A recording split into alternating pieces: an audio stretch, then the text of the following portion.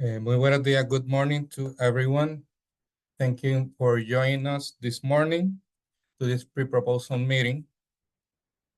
My name is Joel Ocasio-Marcano. I'm Deputy Director for the CDBG-DR and CDBG-MIT programs.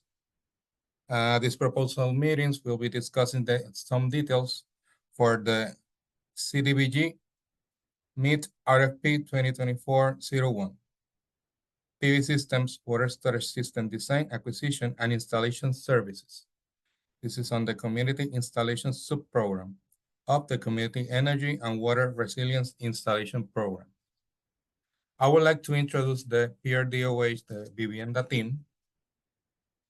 Here this morning is Gabriela Cabrera, Procurement Official, Sidrun Simoneviciu, Technical Specialist, Jose Colon, Technical Specialist, all from the Procurement Division. Also, we have Glorian Rodriguez from the Multisector Renewable Energy Division.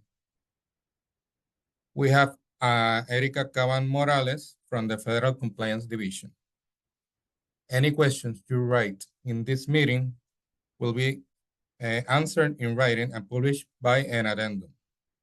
Any information provided in this meeting does not change the terms and conditions established in the request for proposals. The meeting will be recorded and will be available on our YouTube channel, the program YouTube channel. All procurement processes shall be conducted in accordance with the terms and conditions established in the procurement manual to guarantee full and open competition and fair treatment of all persons and entities involved in each procurement process. The procurement manual is available at our website and is incorporated by reference and made an integral part of this request for proposal. Now the Renewable Energy Division with Gloria Rodriguez, who is gonna give some details of what we are looking for in this request for proposal. Gloria, it's all yours.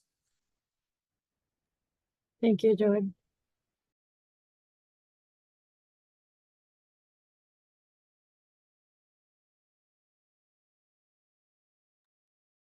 Can everybody see the screen? Yes, we do. Yes. Okay, great. Good morning, everybody. My name is Gloria Rodriguez. I'm from the Energy Division, and today we will be presenting the pre-proposal virtual conference for the Design, Acquisition, and Installation Services for Community Energy and Water Resilience Installation Program, Community Installation Subprogram. This is the request for proposal, CDBG-MIT-RFP 2024-01. The agenda for today, we have the overview, program organization chart, program objective and workflow, program area, community profile, system types, system packages and warranties, and the scope of work. As you can see, the overview, the Puerto Rico Department of Housing, PRDOH, manages an energy program portfolio that ranges in scale and types of assistance. However, the PRDOH is issuing this request for proposal, RFP, to procure design, acquisition, and installation services for community of Ala de la Piedra in Orocovis, Puerto Rico, under the Community Energy and Water Resilient Installation Program, Community Installation, also known as CEWRI-CI. And you can see that CEWRI-CI is under our MIT funds. Our program organization chart, we have PRDOH and our CEWRI-CI program managers, parallel with our grant managers and DOE y la Universidad PR de Mayagüez. And under that, we have our applicants from target communities in parallel with design, acquisition, installation contractors. Program objective and workflow. The CEWRI-CI subprogram assists eligible households and pre-selected target communities with a need of alternative renewable energy installation and water storage system to mitigate the effects of energy and water lifelines failures or disruption. The sub-program provides homeowners with energy and water efficiency improvements to offer resilience during emergencies by installation of photovoltaic system with battery storage, adding battery energy storage to an existing PV system and/or water storage system, depending on the eligibility determinations. CEWRI-CI will be offering an award for households from targeted communities to cover 100% of the total system eligible cost of $40,000 max award cap per system, 4 systems. Additional information on cap exemptions is available in the CDBG MIT-Action Plan and CEWRI-CI program guidelines. As you can see, our workflow, our targeted selection was the community selection was based off of data informed by DOE, Sandia National Lab, and the University of Puerto Rico at Mayagüez. Then was our targeted outreach, data gathering surveys, and now we're in design, acquisition, installation, procurement in parallel with intake and eligibility review process. We move on to design and environmental review, grant agreement, installation and inspection, and final closeout.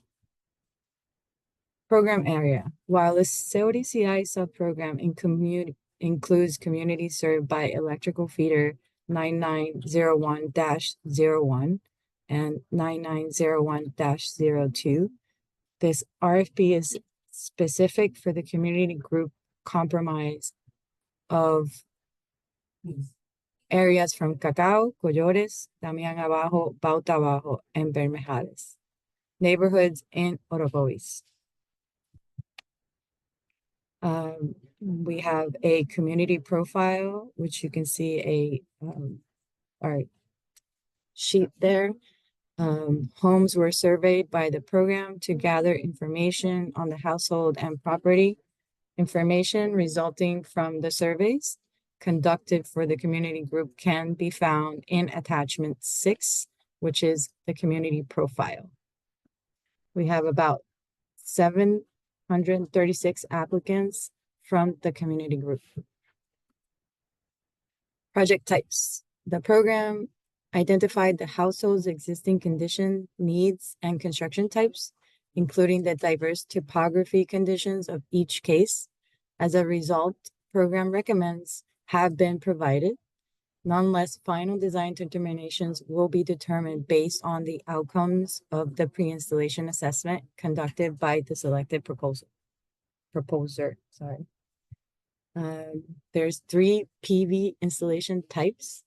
Type A will be roof-mounted, standard rooftop mounted photovoltaic system based on pre-installation assessment.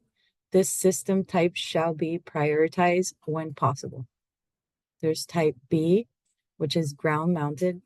Ballasted ground mounting photovoltaic system, PV ballast system shall avoid ground disturbance and not exceed a height of 3 feet.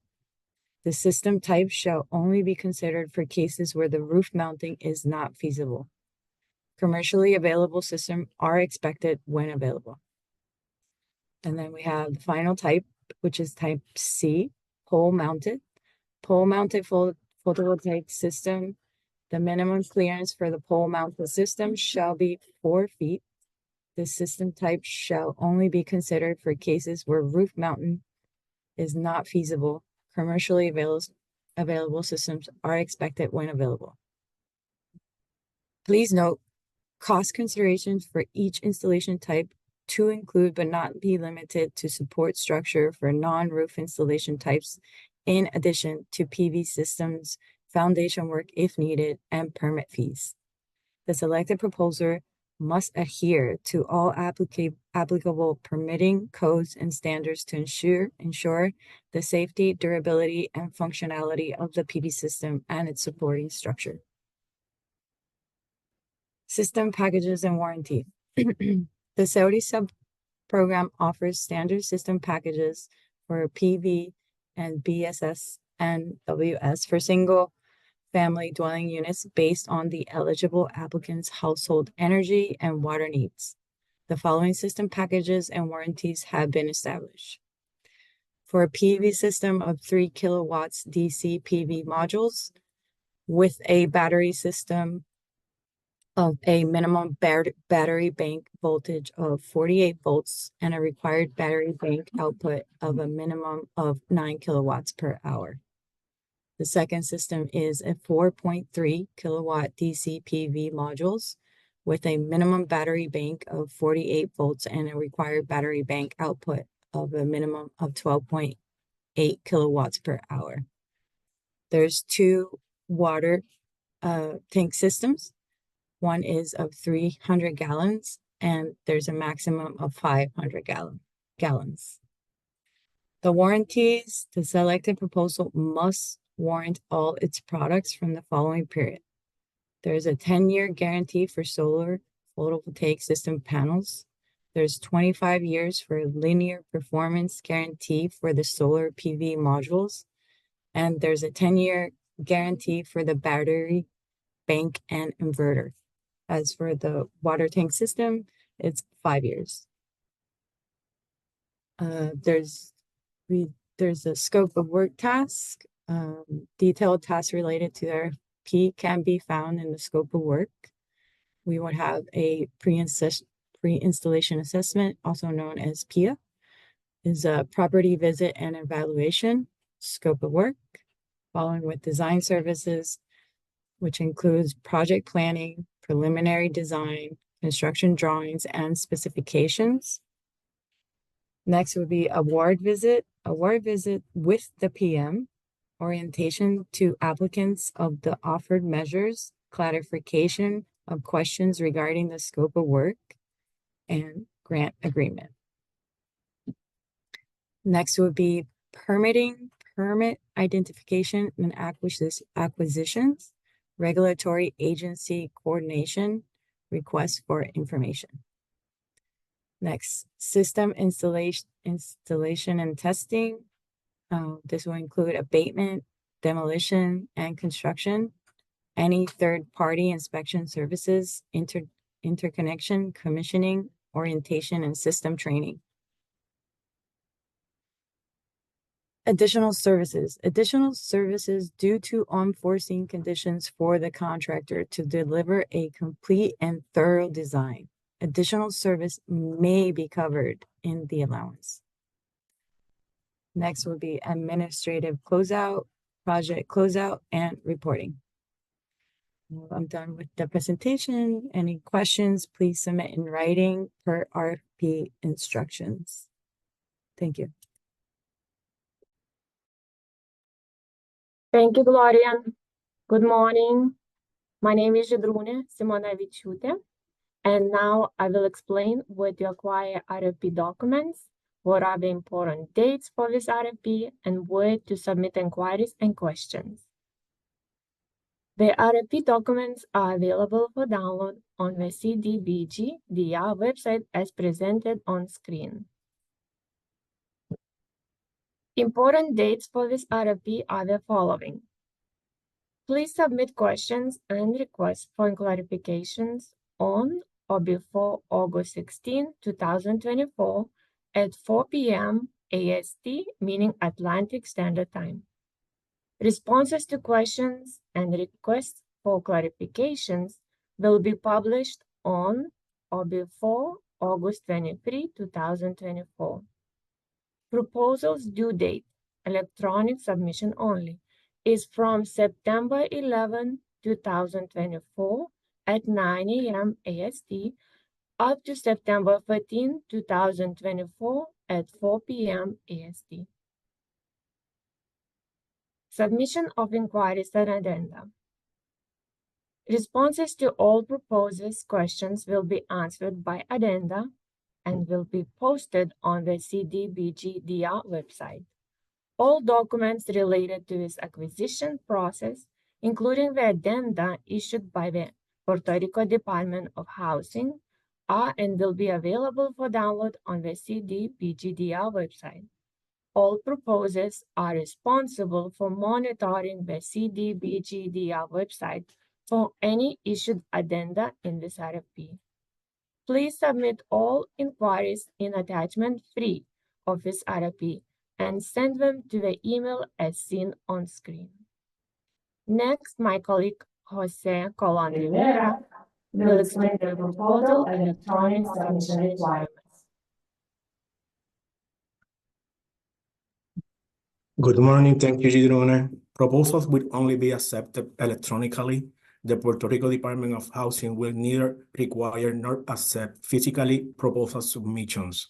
If a proposal is submitted on paper and electronically, only the electronic submission will be considered for evaluation. After completing the registration process through the CDBG-DR website, the proposals will receive access to submit their proposals. Once the scheduled submission period begins, a link will enable access to the registration form. Please complete all required fields in the form. Proposal must be submitted within the closing date and time schedule. Access to upload the proposals will begin 3 business days before the scheduled closing date and time. Proposals submitted after the prescribed deadline will not be allowed. Thank you.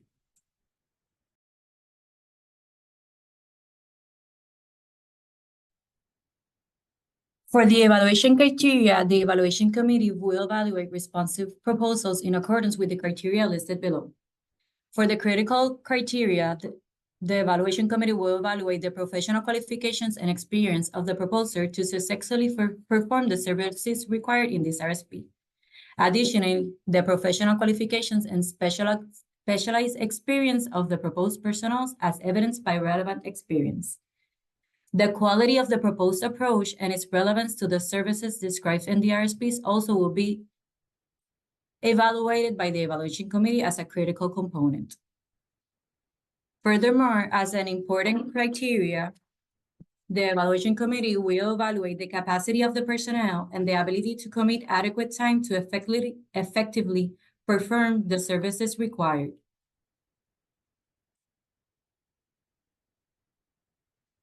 As a pass or fail, the evaluation committee will evaluate the financial stability of the proposer and additionally the certification of the designer entity compliance with Act 173 of 1988 as amended and Act 319 of 1938 as amended. As a preference, the evaluation committee will evaluate the level, quality, and relevancy of participation by Section 3 business concerns and MBWBE registered Puerto Rico's businesses. As a final evaluation, the price proposals will be evaluated as the reasonableness of the overall price, allocation of effort, and overall value offers. Thank you, Gabriela. Proposers and first-year subcontractor must be registered in the System for Award Management, also known as SAM. At the time of the proposal submission or initiate the registration process right after the proposal submission. For more information, please visit the SAM website. There is no fee to create, renew, or update your registration. Awards will only be issued to entities that are clear and not ineligible for awards of a contract to suspension, debarment, or HUD imposed limited denial of participation. Now, we will leave you with Erica Caban-Morales from the Federal Compliance Division to explain the federal compliance requirements. Thank you.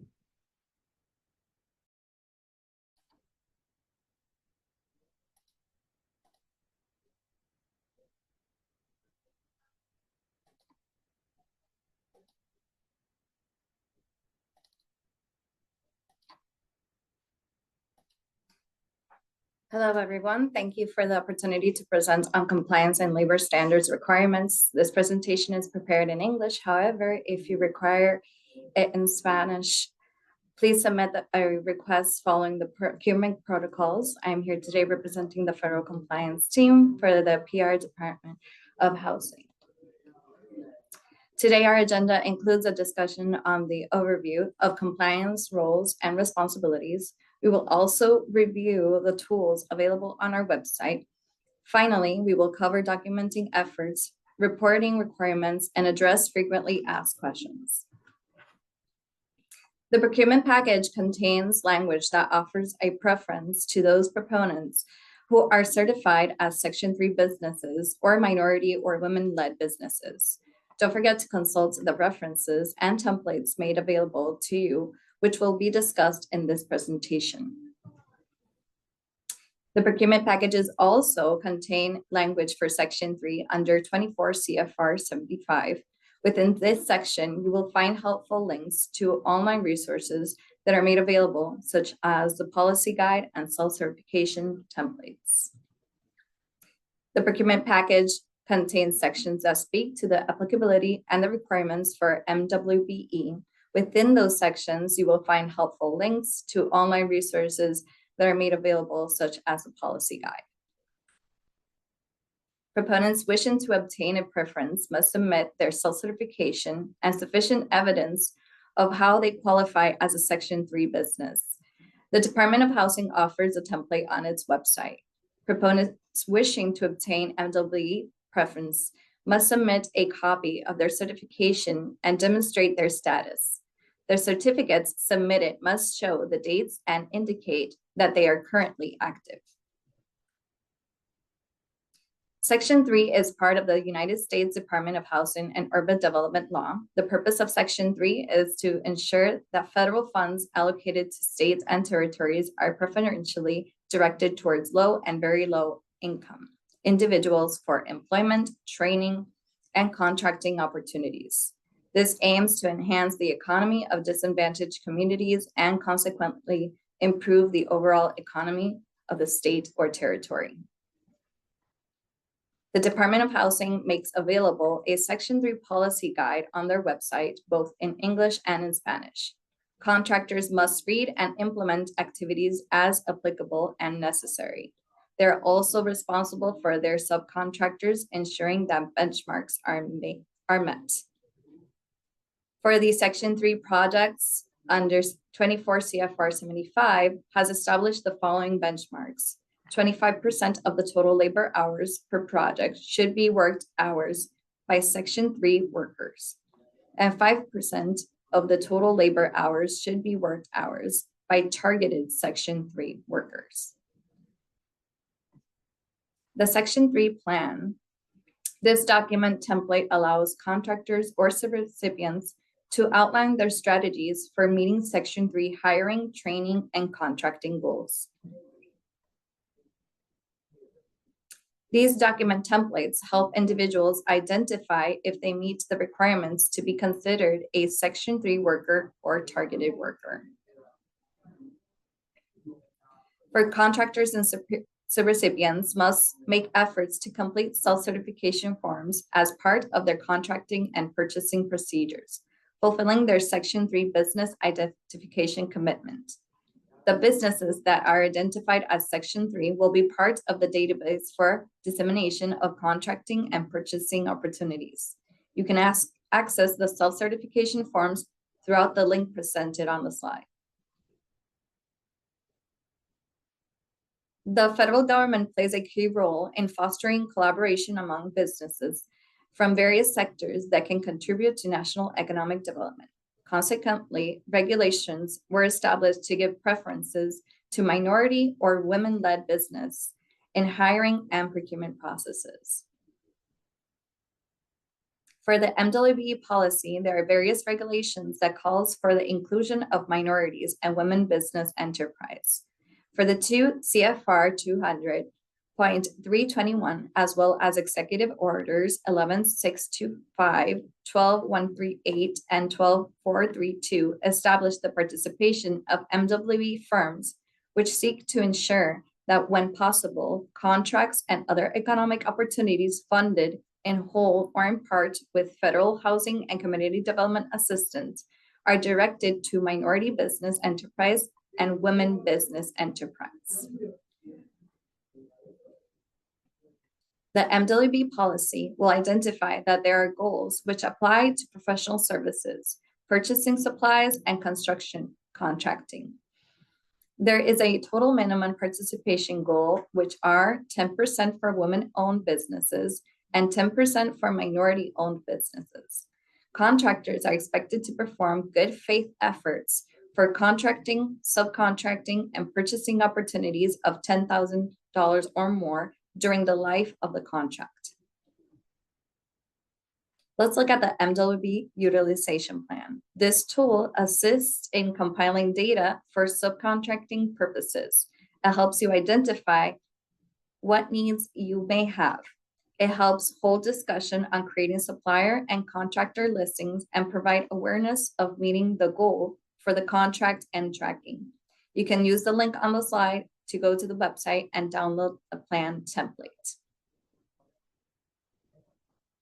Description of the MWB companies. For minority business enterprise, MBE is defined as a business that is 51% or more owned, operated, and controlled on a daily basis by one or more U.S. citizens of ethnic minority and or gender and or military classification and or veterans. For women business enterprise, a WBE is a business concern that is at least 51% owned and controlled by one or more women. Must be a U.S. citizen or legal resident alien whose business formation and principal place of business are in the U.S. or its territories, and whose management and daily operations are controlled by women.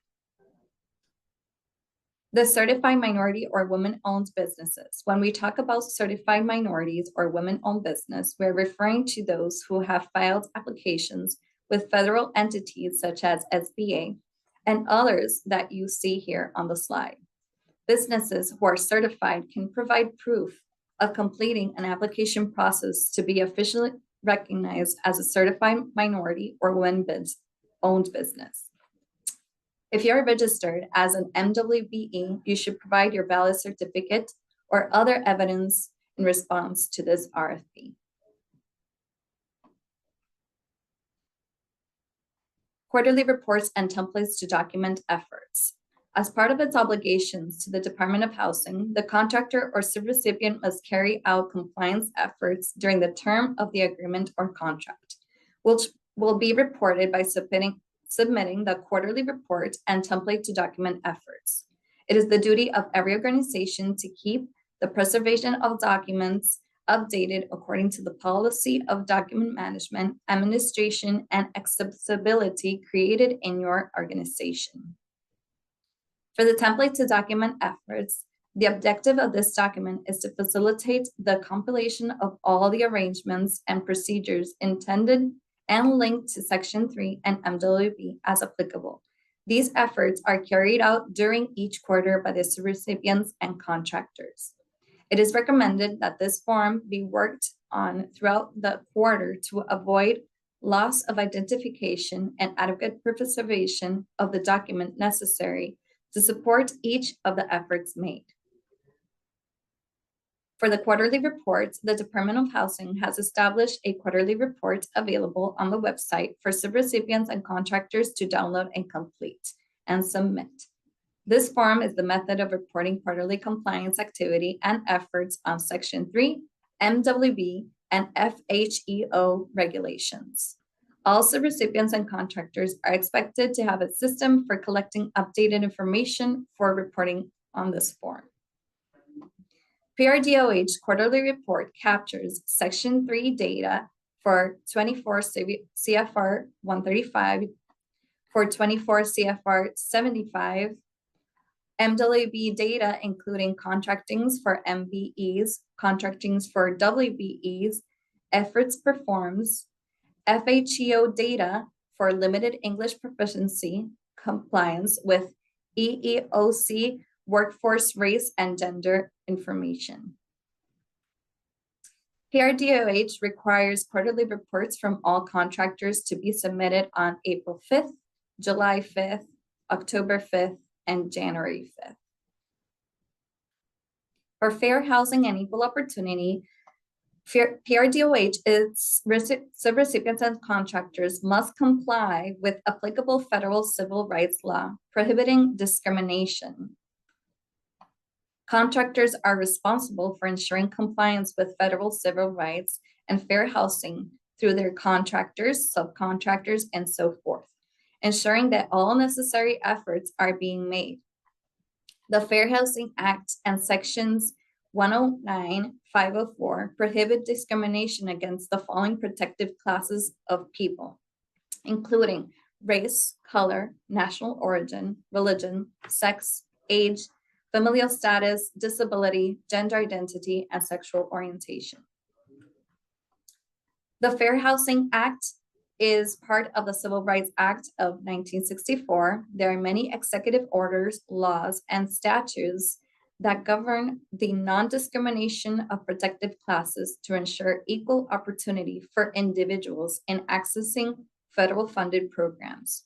Equal opportunity is afforded to protected classes through a number of these federal laws and executive orders. The Department of Housing has published policy documents attending to FHEO as well as Language Access Plan. These policies must be implemented by contractors and subrecipients. They are publicly available online in both English and Spanish. You are encouraged to click on the links and access the resources available. As a recipient of HUD financial assistance, the Department of Housing must ensure that all programs affirmatively further access to fair housing and that the program provides equal opportunity for participation and employment. Reasonable accommodations are changes made to a program, policy, practice, service, which afford individuals with disabilities an equal opportunity to enjoy the benefits of the program. Section 504 requires that federally funded programs provide requested RARMs at the cost of the program to individuals to the extent that they are reasonable and serve verifiable disability-related need. The CDBG-DR and CDBG-MIT reasonable accommodation policy provides requirements and guidance to programs about the critical due diligence and evaluation of these requests. The PRDOH assists programs in the handling and evaluation of these requests as needed. For the limited English proficiency, it refers to personal limited ability to read, write, speak, or understand English.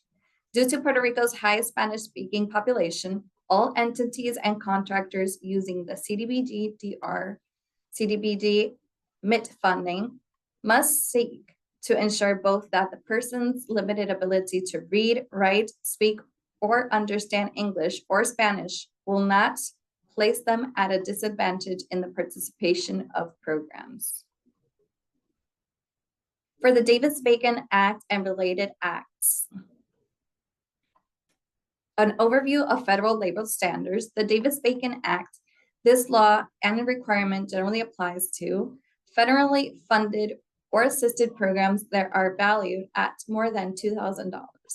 Contracts for the following types of work on public buildings or public works include construction, alteration and repair, and even painting and decorating.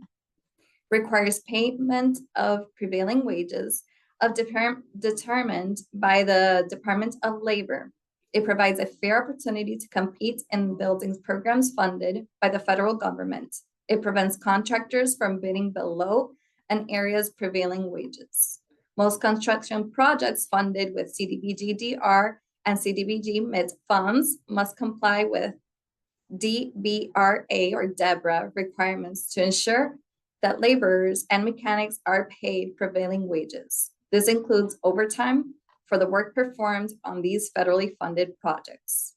Contractors awarded contracts with these federal funds are responsible for understanding and complying with DEBRA requirements. The Department of Housing and its recipients are responsible for oversight. This includes reviewing payroll and other records related to the work performed using these federal funds for construction projects and ensure compliance with the requirements.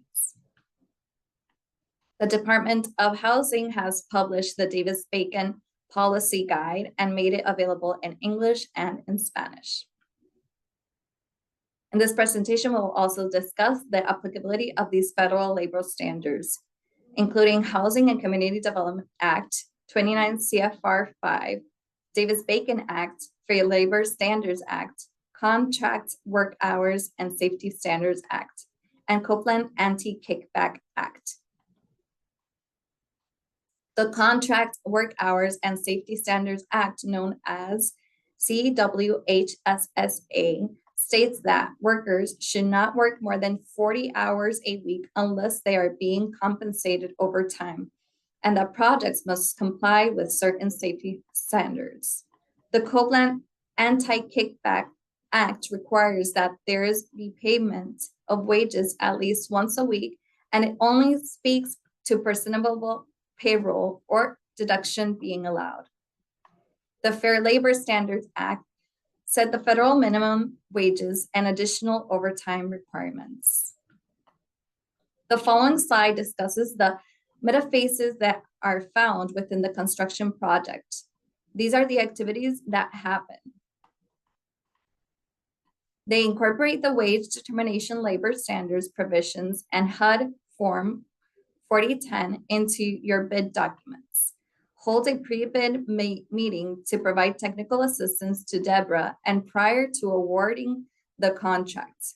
Incorporate prevailing and federal wage determination HUD Form 4010 and contract labor law language. Hold a pre-construction meeting to provide technical assistance to your contractors on Deborah. Once construction begins, conduct job site visits and employee interviews using HUD Form 11. Carefully review the weekly certified payroll reports and supporting documentation for the duration of the project. Issue due diligence notifications to the prime contractor describing the deficiencies to be remedied. Identify and correct all deficiencies before billing PRDOH for CDBG-DR and CDBG-MIT reimbursement. Issue a letter of authorization from Deborah to the prime contractor prior to project closure. And finally, retain records for 6 years in accordance with the housing records retention policy. Complete a biannual reporting. The HUD 4010 form includes various clauses and important language for prime contractors and any subcontractors working on a federal funded project. Contractors must include this form with all subcontracting tiers to ensure compliance with Davis-Bacon and related acts. Contractor penalties and consequences for non-compliance. The Department of Housing discusses penalties and consequences as part of its policy guide. These such actions may include having contract payments withheld in sufficient amounts to satisfy unpaid wages and liquidated damages that result from violations. You could also be subject to debarment from future contracts for up to 3 years and other potential consequences. Thank you for your attention to today's training. We hope you found the material helpful. Please remember to direct all your questions through the established protocols for this procurement. Thank you to the procurement team for allowing us to present this material. All right, thank you, Erica. Well, this is the end of our meeting. Thank you for participating. Please remember to verify and note the important dates so you can meet those due dates. If you need anything, you can write us to our email. Again, thank you for your assistance and have a good day.